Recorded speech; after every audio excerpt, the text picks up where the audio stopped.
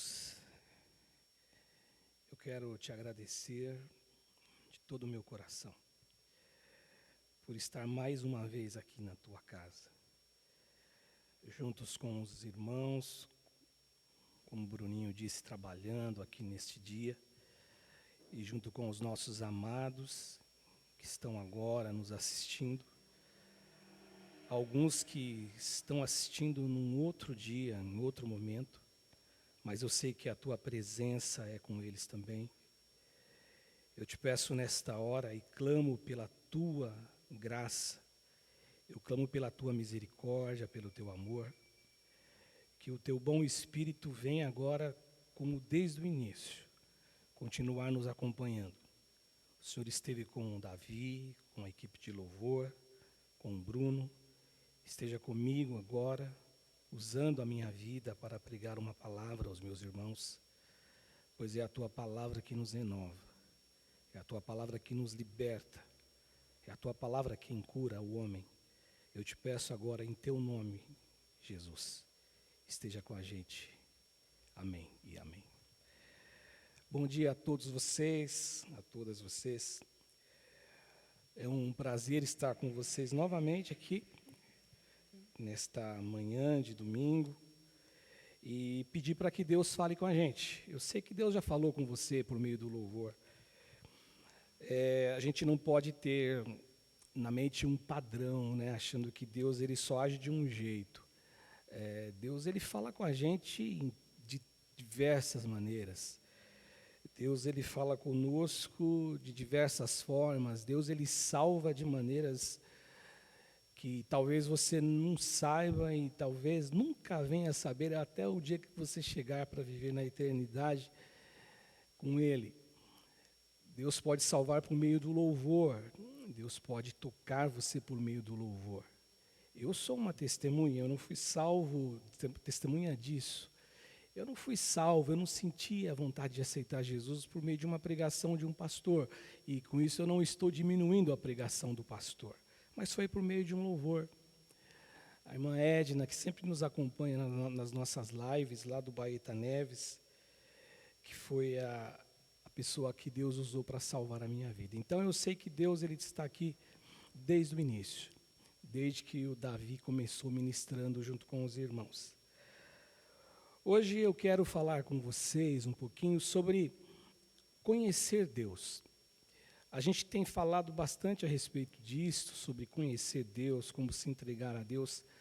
Na terça-feira, quem pôde acompanhar o culto, quem pôde ver depois, eu falei a respeito da seguinte situação. Eu falei da autorrevelação, eu falei a respeito do autorrevelar-se, daquele momento em que a gente se descobre, daquele momento em que você olha no espelho, e não o espelho que a gente compra, mas o espelho da alma, onde você se enxerga, ou pelo menos aonde Deus permite você se enxergar. Porque eu sei que tem coisas que nem nós conhecemos a nosso respeito mesmo. Apenas Deus nos conhece. Nem nós nos conhecemos, porque o salmista Davi, no Salmo 139, que é um salmo que você canta muito, e eu também, se tornou canções em várias versões dos cantores brasileiros, ele chega no momento e ele fala assim, vê se há em mim algum caminho mau. Porque ele mesmo não conhecia, não se conhecia do jeito que Deus o conhecia. E comigo e com você é a mesma coisa. Só que eu estava dizendo na terça-feira que esse auto-revelar-se, muito embora o nome que eu dei é auto-revelar-se, ou o nome é este mesmo, auto-revelação, quando eu olho para a Escritura, eu vejo que esse auto-revelar-se, ele não tem um início em mim. Ele não é possível acontecer comigo, com o meu conhecimento, com aquilo que eu trago de informação de mim mesmo. Esse auto-revelar-se, ele só se dá como realidade quando eu encaro Deus, quando eu enxergo Deus, quando eu me encontro com Deus, quando eu me encontro com Jesus. E eu vou dizer para você que muitas pessoas encontraram aconteceu absolutamente nada, não aconteceu. Pessoas que ficaram frente a frente com Jesus, o homem Jesus, que não aconteceu nada. Por outro lado, pessoas que o conheceram tiveram a vida completamente mudadas, o seu destino completamente alterado. Eu poderia falar de Pilatos, que ficou frente a frente com Jesus e nada aconteceu. Eu poderia falar daquele menino rico que Jesus o amou, que a Bíblia diz assim, que Jesus o amou. E ele disse assim, olha, eu tenho feito tudo que eu aprendi com a minha família, com os meus pais, tudo que eu aprendi acerca da lei, eu tenho feito tudo. E Jesus reconheceu que realmente ele tinha feito tudo, mas faltava uma coisa só.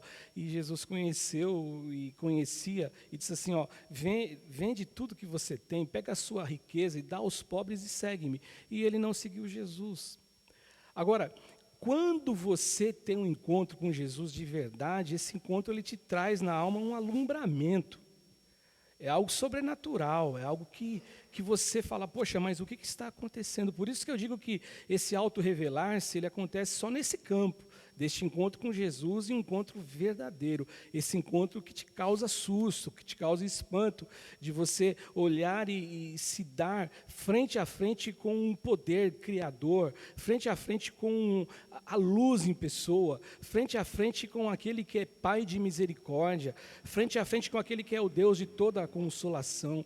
Esse encontro que muda a gente, esse encontro que nos revela, esse encontro que nos faz ver quem nós somos de verdade, quem a gente é de verdade. E quando a gente se vê assim, se enxerga assim, a gente começa a deixar de lado tantas coisas, tantas verdades que a gente carregava a respeito de nós mesmos, às vezes a respeito da vida. E por conta disto, então, a gente começa a enxergar uma única coisa. Eu falei na terça-feira. A gente passa a enxergar a nossa insignificância. Eu não sou nada diante da grandeza de Deus e diante de Deus. E por ser tão insignificante diante de Deus, eu começo a ser alguém melhor, porque aí eu me enxergo, eu me vejo. E hoje, eu gostaria de falar também deste encontro com Deus, com Jesus. Mas eu gostaria de falar sobre quando este encontro, ele nos coloca numa rota de vitória, num caminho de vitória. Esse texto que eu vou ler, de Mateus 15, 21, 28, eu preguei recentemente, esse mesmo texto. Talvez você vai dizer, poxa, mas o pastor vai pregar a mesma mensagem. Não é a mesma mensagem, mas é o mesmo texto, é o mesmo texto. Eu preguei, nós já estávamos vivendo a pandemia, e eu preguei num domingo, se eu não estiver equivocado quanto ao dia, mas eu falei sobre esse texto, de Mateus 15, 28. Que ele traz para mim a revelação de que existem momentos que na vida, eu e você passamos, a gente passa, que não tem como a gente vencer e não tem saída, não tem porta de escape. É como você fosse transportado para uma sala, e naquela sala o nome dela é problema, é dificuldade, é tempestade, é vento, é absurdo na vida. E aí você olha e não tem nenhuma outra porta para você adentrar, para que você consiga trazer para você a tranquilidade, o escape daquilo. Mas aí você olha, e ainda que você olhe de longe, você enxerga uma porta, o nome dela é Jesus. É a única porta, é a porta absoluta. Então, esse texto aqui nos mostra exatamente isso. Esse encontro de uma mulher que não é judia, de uma mulher que ela não é da nação dos judeus, ou seja, ela não é aquele para quem Jesus, primeiramente, se revela, mas é uma mulher que tem um encontro com Deus de verdade. E esse encontro aqui, dessa mulher com Jesus, aparentemente ele é um encontro desencorajador. Esse encontro com Jesus, que parece ser totalmente desencorajador, que a gente olha aqui, por problemas, por situações que o próprio Jesus foi criando, e eu diria até por obstáculos que Jesus ele foi criando, que é o que me ensina quando alguém conhece a Deus de verdade, o quanto ele pode olhar para tudo isso, para todo esse obstáculo que de repente me parece que Deus cria, mas mesmo assim olhar para Ele sem dúvida de quem Ele é, sem deixar de acreditar em quem Ele é, sem deixar de acreditar naquilo que Ele é capaz de fazer.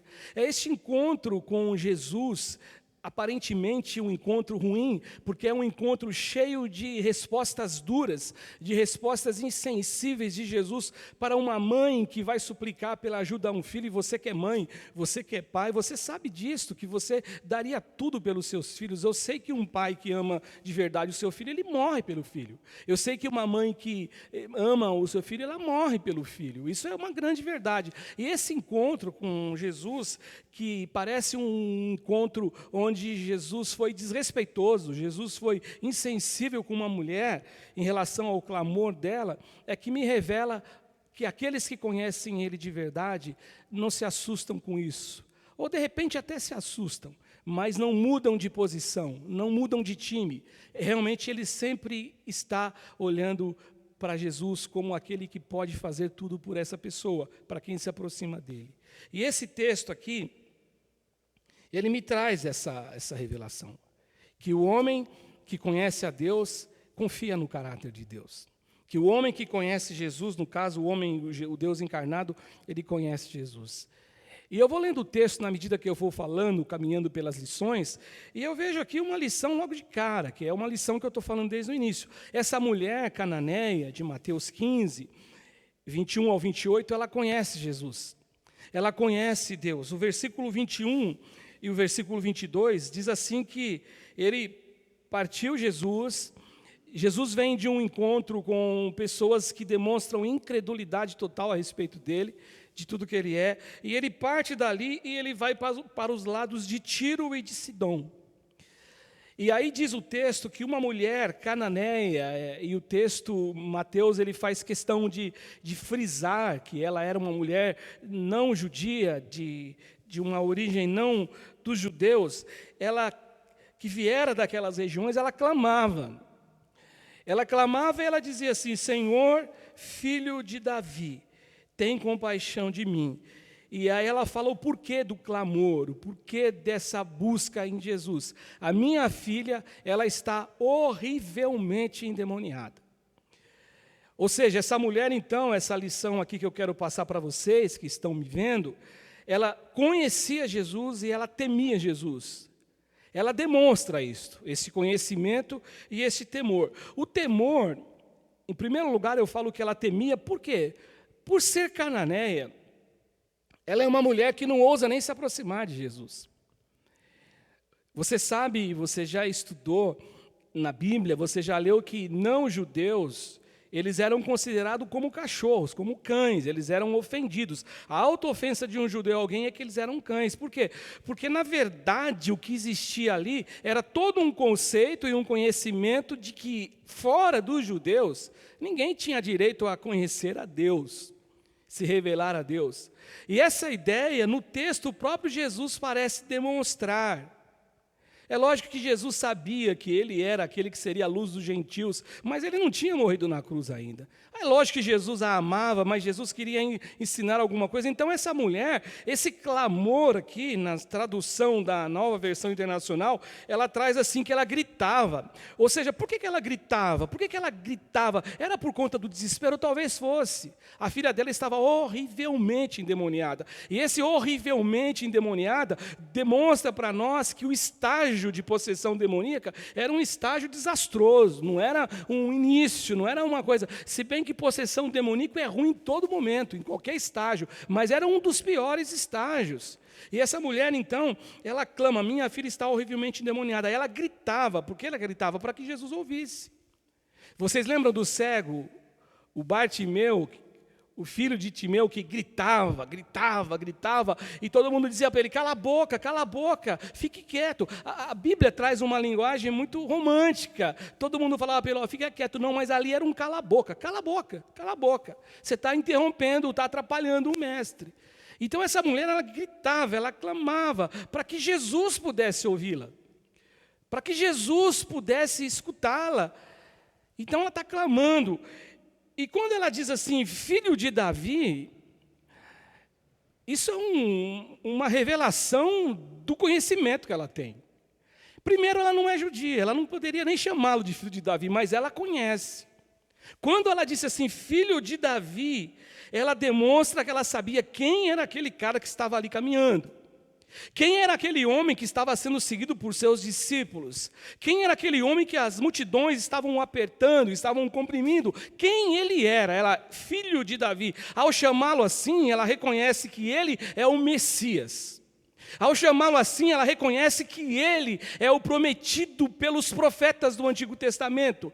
Talvez ela nem conhecesse as Escrituras, talvez o conhecimento dela de Jesus não é um conhecimento pessoal, não é um conhecimento que ela viu Jesus, que ela teve a oportunidade de passar uma tarde com Jesus, tomar um chá no final da tarde com Jesus, não, mas é um conhecimento de alguém que contou algo para ela, ou de algo que ela viu, de tudo que ela vê de Jesus, de todos os milagres, de todos os cuidados, de todo o amor, de todo o zelo demonstrado. E aí essa mulher, então, ela vem para dentro do coração dela, ela constrói uma verdade que ela mostra o quanto ela conhecia.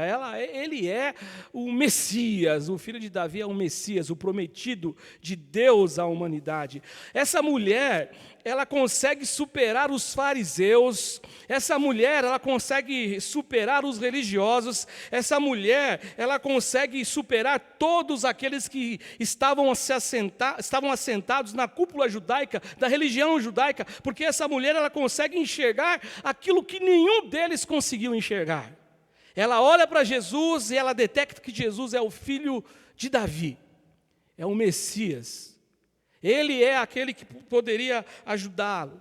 Então essa mulher, o que acontece com ela é que ela entra para o time, para aquele time como Davi tinha lá, os que ele juntou, várias pessoas derrotadas, que ele ficou pegando para ser aqueles que seguiam ele. O pastor Ivaldo já teve a oportunidade de pregar isso mais de uma vez, mas eram pessoas que a sociedade desprezava. Essa mulher, ela entrou para o time dos mendigos, ela entrou para o time dos menos favorecidos, dos pobres. Ela entrou para o time, e não praticando o que elas praticavam, logicamente, ela entrou para o time das meretrizes, ela entrou para o time daqueles que, quando encontraram-se com Jesus, o encontro foi um encontro que marcou a história de vida deles, e foi um encontro que não só marcou a história de vida deles, mas foi um encontro que, na verdade, os fez enxergar quem era Jesus, e também teve um outro efeito na vida deles. O encontro com Jesus fez com que eles passassem a amar Jesus, o que é uma coisa muito diferente. Quem ama Jesus, quem conhece Jesus do jeito que ele se revela, esse alguém, essa pessoa, ela se deleita nesta condição de saber que ele é capaz, o único capaz de ajudar. Ele realmente é alguém que pode transformá-la. Ela demonstrou essa fé porque ela ouviu falar de Jesus. Ela demonstrou essa fé porque ela conheceu Jesus. E aí você fala, poxa, pastor, mas ela conheceu Jesus sem conhecê-lo, né? Porque algumas pessoas podem dizer assim, né? Eu já ouvi até pastores pregarem assim. Eu vi uma vez o Caio falar isso, Caio Fábio, muito tempo atrás. Ele disse assim que era comum, quando ele pregava em muitos lugares, as pessoas diziam assim, olha, eu conheço o Caio Fábio, eu conheço ele. E quando vocês falam assim para mim, ó, eu conheço o Caio Fábio, se vocês me disserem isso, para mim, eu vou ter a seguinte leitura: você é o cara que, quando você chegar no qualquer aeroporto do mundo, se vocês se cruzarem, ele vai falar, e aí, Davi, tudo bem? Mas tem gente que fala assim, eu conheço porque um dia foi lá numa pregação, abraçou ele e ele falou, tudo bem, eu sou o Cássio. Oi, Cássio, tudo bem? E aí o Cássio passa a dizer, eu conheço ele, mas ele não vai nunca mais se lembrar de mim, ele me viu uma vez só. Essa mulher, talvez ela não teve essa oportunidade nem de conhecê-lo e tocá-lo, abraçá-lo, mas ela conhecia ele melhor do que muitos que conviveram com ele, muitos que andaram com ele. Você sabe que discípulos abandonaram Jesus, muitos abandonaram. Ou seja, essa mulher, ela demonstra isso. Foi a partir desse conhecimento que ela passa a confiar em Jesus, sabendo que em Jesus há o caminho para alcançar qualquer vitória, sobre qualquer situação. Outra coisa aqui que eu vejo, aí, seguindo ainda no texto, é que essa mulher, ela sabe quem pode socorrer. O único é Jesus. Não poderia mais ter ninguém, não existia, melhor dizendo, ninguém que poderia socorrê-la e abençoá-la. Olha o que ela diz: a minha filha está horrivelmente endemoniada. Eu me lembro de uma outra passagem, quando Jesus ele vai ao monte, na transfiguração, um monte, ele transfigurou, estavam lá reunidos Pedro, Tiago e João, que eram os mais íntimos de Jesus, e os 9 discípulos ficaram, não no monte, ficaram abaixo. Uma mulher, né, ela leva até ele leva o seu filho, que ele era lunático, ele caía no fogo, ele caía na água, ele tinha um problema, e eles não conseguiram expulsar aquele demônio daquele menino, né? E aí, quando o pai encontra com Jesus, Jesus desce do monte, está tendo uma grande confusão, existe uma grande discussão, e aí o pai, né, na verdade, chega até Jesus e conta para Jesus o que estava acontecendo. E é bem curioso nessa passagem que ele fala para Jesus: se tu podes, né? E aí Jesus fala: como se eu posso? E é mais curioso ainda quando ele fala assim para Jesus. Jesus fala assim: você tem fé? Não nessas palavras que eu estou dizendo. Ele fala: eu tenho fé, mas me ajuda na minha incredulidade. Tem hora que a incredulidade ela quer saltar para o lado de fora, ou ela quer entrar para o lado de dentro. Tem hora que a incredulidade ela quer nos dominar. E essa mulher aqui, ela fala: poxa, é Jesus que tem que resolver o problema. A minha filha, ela está horrivelmente endemoniada. Ela tem um selo de infelicidade, ela tem uma marca, ela tem um registro. Como eu dizia, de pais e de mães, poxa, a gente quando vê o nosso filho sofrendo, a gente quer sofrer no lugar dele. A gente quando vê o nosso filho padecendo, a gente gostaria de trocar de lugar com ele. Por incrível que pareça, né? Foi exatamente isso que Jesus fez por mim e por você, Deus fez por mim e por você. Ele morreu a nossa morte. Por isso que você que ama, por isso que você que conhece a palavra, e você começa a entender que a tua capacidade de amar seu filho é uma capacidade que emana do amor de Deus, é um amor imperfeito que você tem pelo teu filho, porque Jesus disse assim que nós que sendo vocês, Jesus falando, né, que são maus pais, vocês sabem dar boas dádivas aos vossos filhos, quanto mais Deus. Agora, essa mulher, se ela pudesse, ela, na verdade, daria o lugar dela para a filha. Agora, por conhecer Jesus, ela sabe que Jesus é o único que pode ajudar. É só Jesus que pode ajudar. Algumas pessoas iam até Jesus por meio do ensino de Jesus. Jesus, quando ele pregava, irmãos, ele tinha um poder de sedução, no bom sentido, de atrair as pessoas, que as pessoas eram capazes de ficar ouvindo Jesus por um tempo grande. Lembram da multiplicação dos pães? É o que vai acontecer logo na sequência. Eles ficam assentados e aí o tempo, a hora vai chegando e eles não querem ir embora, porque aquilo que eles ouviam de Jesus era muito atrativo, era alguma coisa que entrava na alma deles, de tal modo que eles diziam assim, que ele pregava como quem tem autoridade. A pregação dele é diferente de todos. Então, do mesmo jeito, essa mulher, ela talvez pudesse se sentir atraída até pelo modo de Jesus falar, mas ela não vai até Jesus porque ela se sentiu atraída por essa pregação. Ela vai porque ela tem um problema. Desde que eu me converti, lá na igreja Baeta Neves, desde quando eu me converti a Jesus, lá na igreja do Evangelho Quadrangular, da Manso de Carvalho 616, desde o tempo que eu aprendi, comecei a aprender, andar com Jesus, batendo a cabeça de um lado, querendo aprender e errando muitas vezes, desde quando eu comecei a conversar e o meu círculo de amigos, eles começaram a ser crentes em Jesus, pessoas que frequentam a igreja, eu escuto aquela frase assim, tem uns que vêm pela dor e não pelo amor. Já escutaram isso, né? Todo mundo escuta isso. Agora, essa mulher aqui, ela parece que é exatamente isso que está acontecendo com ela. Muito embora ela conheça, o texto não diz que ela vai lá por conta da palavra, ela vai por conta de uma necessidade.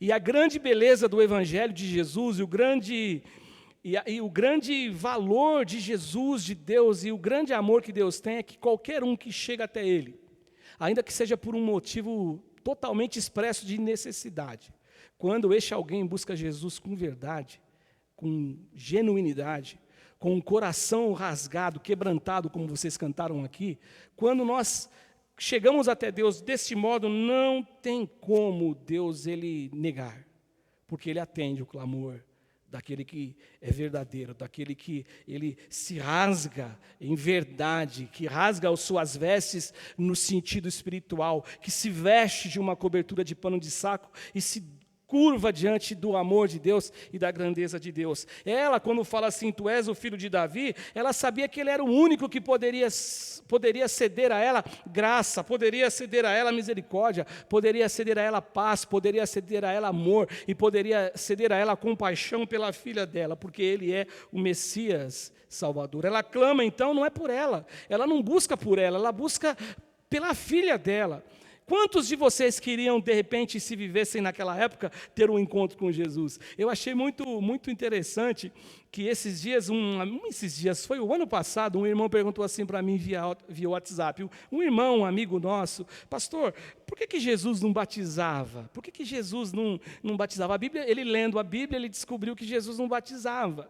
Quem batizava eram os discípulos. E aí ele falou assim, porque se Jesus se batizasse, eu ia querer me batizar com Jesus. Aí eu falei para ele, talvez é por isso que Jesus não batizava.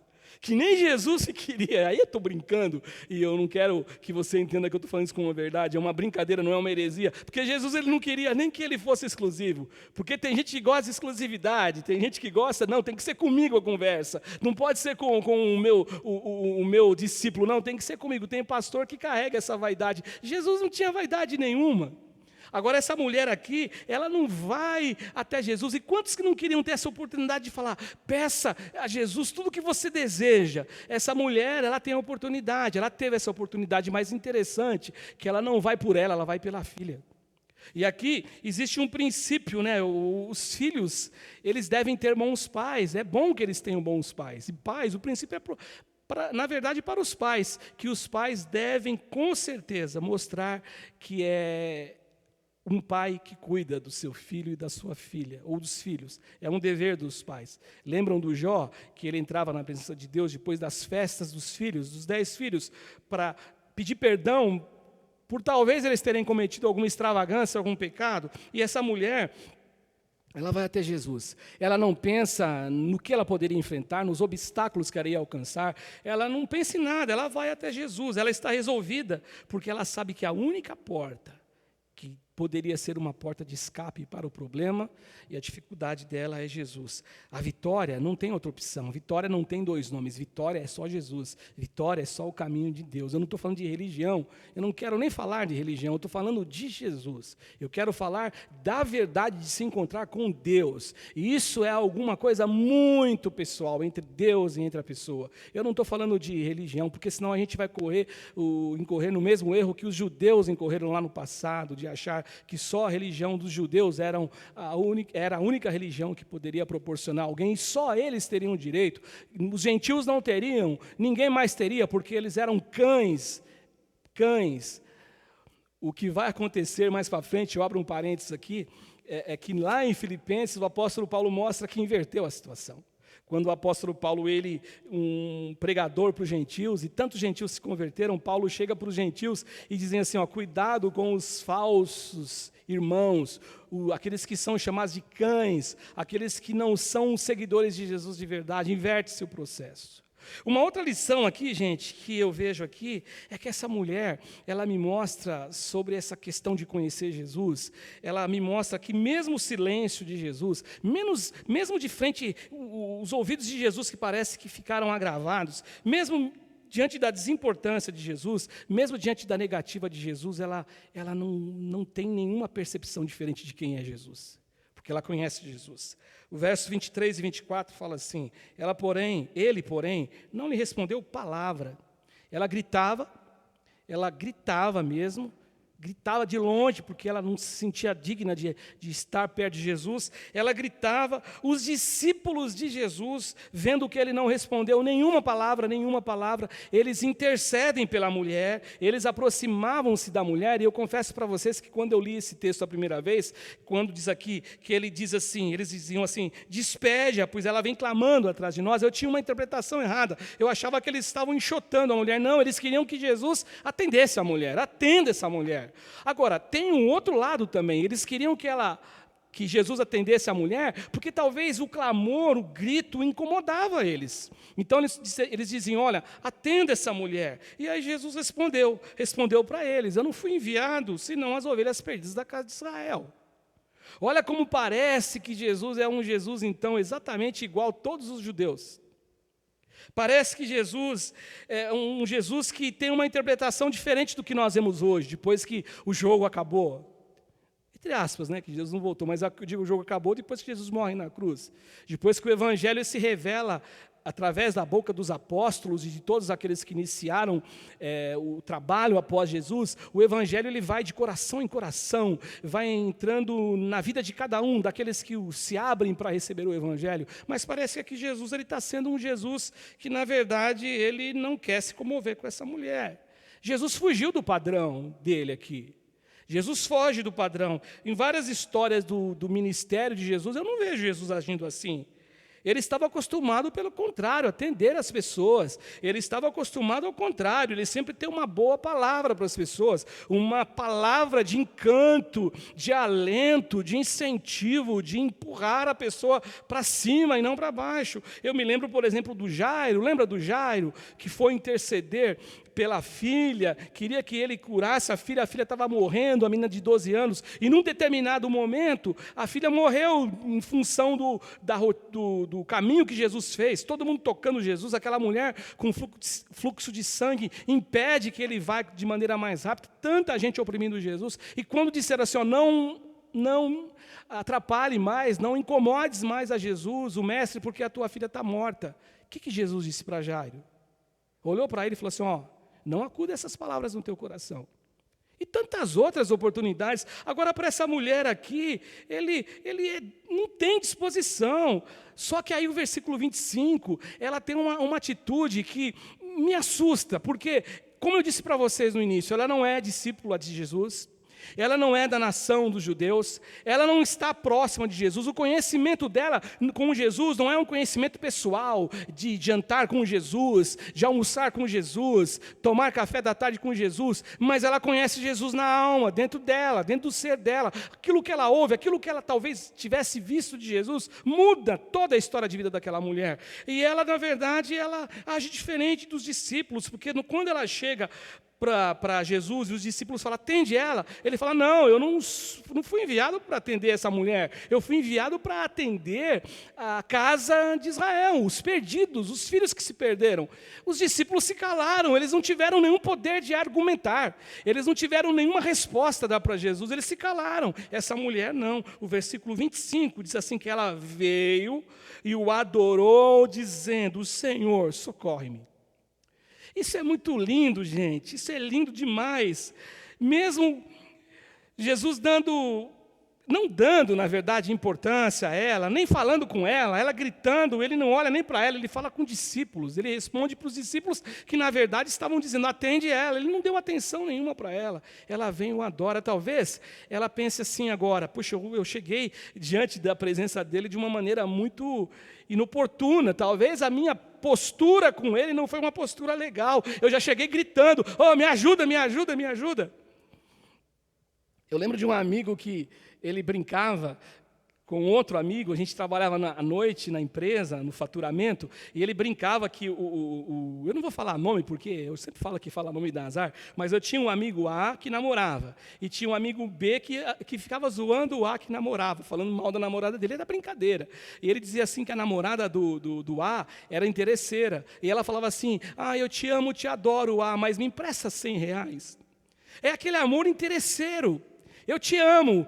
E isso na vida acontece com muita gente, né? É o amor que não é amor. E essa mulher talvez fale assim, poxa, eu cheguei muito estabanada, eu cheguei muito com sede ao pote. Agora ela vem e ela o adora. Só que Jesus não parece estar disposto a atender essa mulher.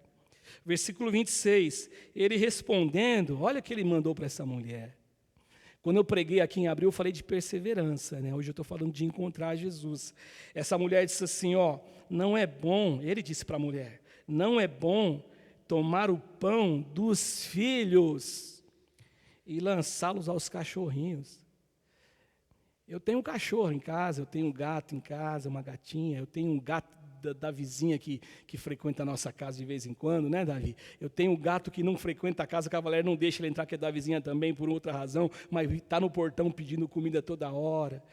Quem tem animal e gosta de animal, sabe como trata animal. Mas só que você trata o teu animal, e você tem filhos, você não trata o teu animal igual aos filhos. É uma outra relação de amor.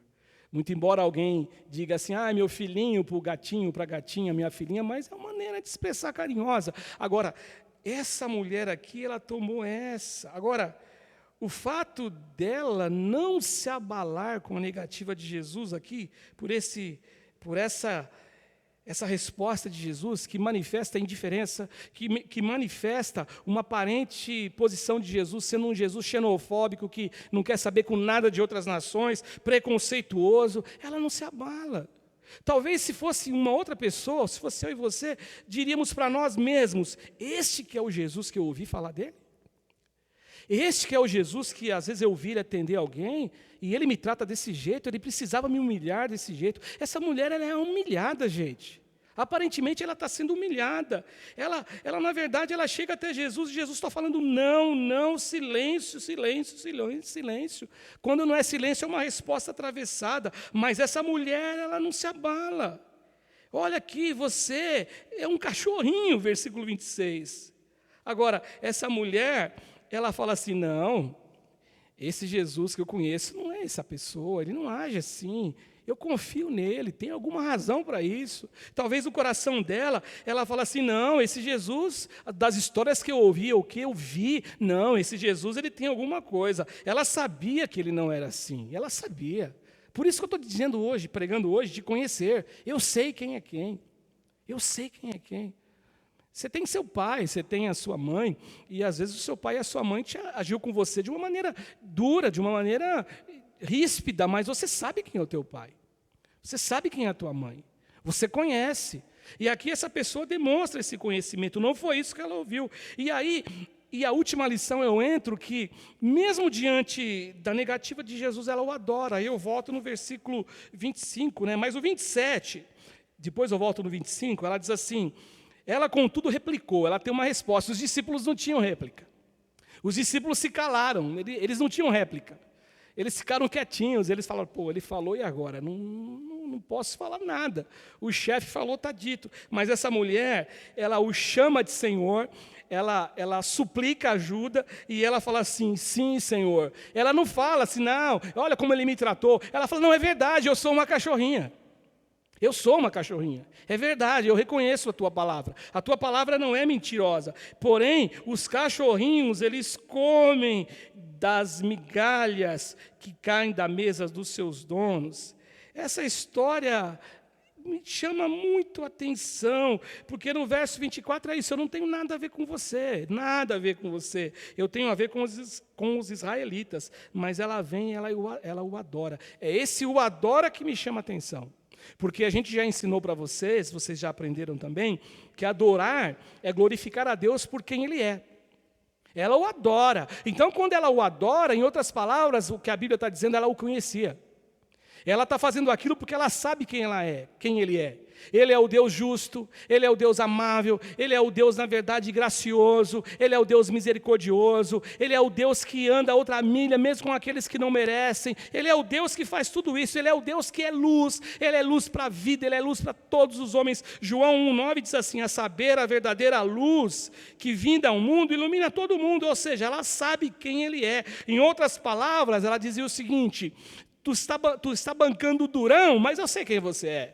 Você é um Jesus amoroso, tu és um Deus que cuida, tu és um Deus que, ainda que alguém te busque pelas migalhinhas da graça, as migalhinhas do teu amor, as migalhinhas da tua misericórdia e tua compaixão, eu sei que o Senhor não vai negar, se for migalha, o Senhor vai dar migalha.